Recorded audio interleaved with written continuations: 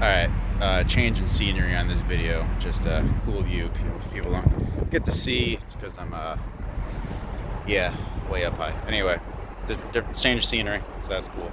Look, I'm making this video real quick because, look, an Elevation Church sermon, Pastor Steve said a thing, oh, who is this for? And it's like, yeah, that one was for me. I mean, someone else is saying it was for them, but anyway, 12 minutes in, right? And look, the way he even words it and everything,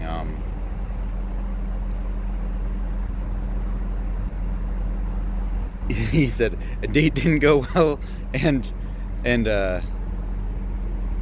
God didn't open someone's heart to you, and you're not for them, walk it off.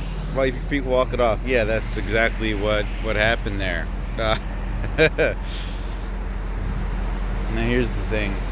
Look, I meant to make a video about more evidence that I'm not making stuff up in my head and stuff like that. I had a few videos planned, but I'm just skipping all that because this is just too crazy, right?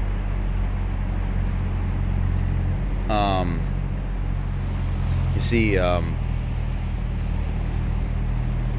everything from music I've been listening to, automatic recommended stuff, just everything in life is like telling me move on.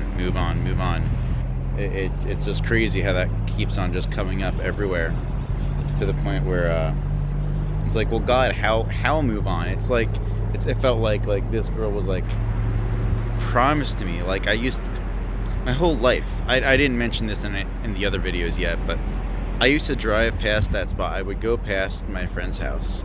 I'd see the end of his fence, and then Brain would go question. I'm like, okay, Brain, what's question? House. Woods. Brain, what? Every time I'd go past there, my brain would do this thing. And that's where she built her house. Right where my brain always did that.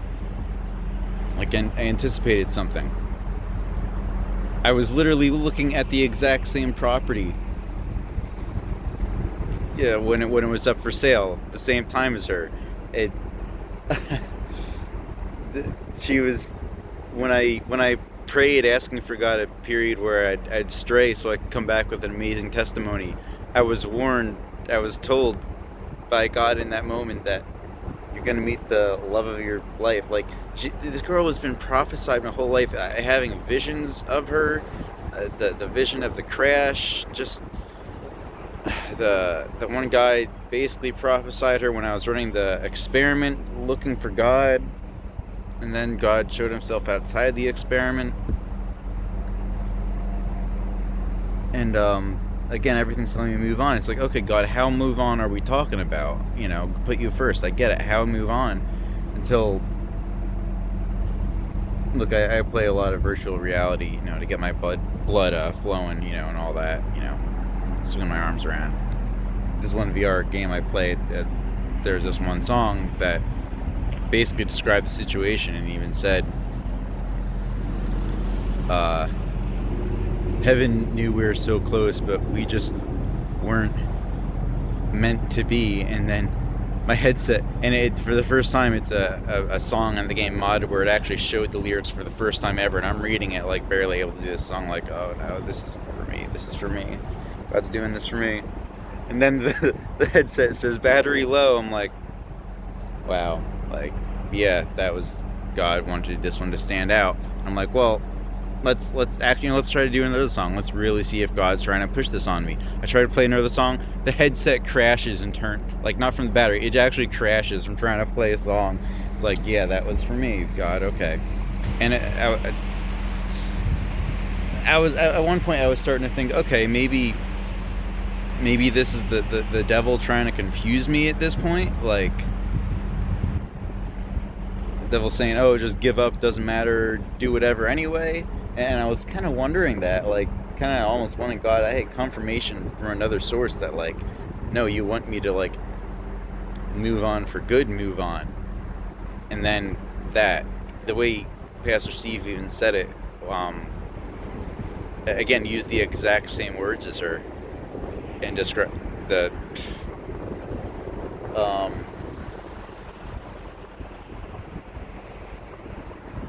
but it's not like God's a liar. Look, here's what's going on, I think. The story of Abraham sacrificing his son Isaac. Well, he was prophesied this son, right? And by like a miracle, that son comes. And I told her the location of her house, which was aided by, might as well have been a vision, but sorry. Tangent. It's just so crazy. I'm just explaining how much this girl was prophesied in my life. The name, I was looking for that name. Like, I was actually subconsciously looking for that name the whole time. Anyway. Alright, so where was I?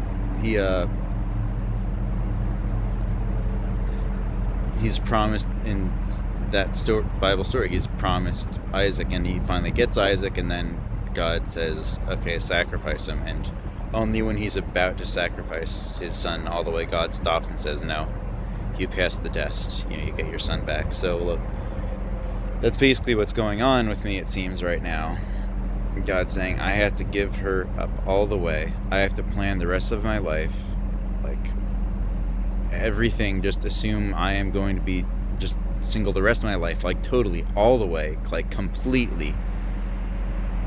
Which is just ironic, because if I'm promised this and I'm seeing the situation God's presented me, a part of my subconscious is going to hold on to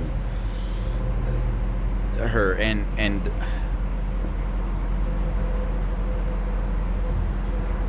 yeah, it's weird. It's weird. How, at what point do I move on enough? I mean, I just want her as a friend so I can tell her everything that's happened. Like,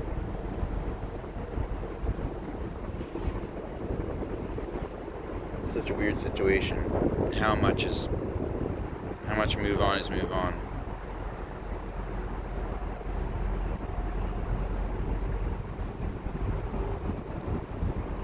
Yeah, weird situation. Point is, God's telling me so clearly everywhere, yep, I have to move on all the way. I don't know how I'm gonna do it, but yeah.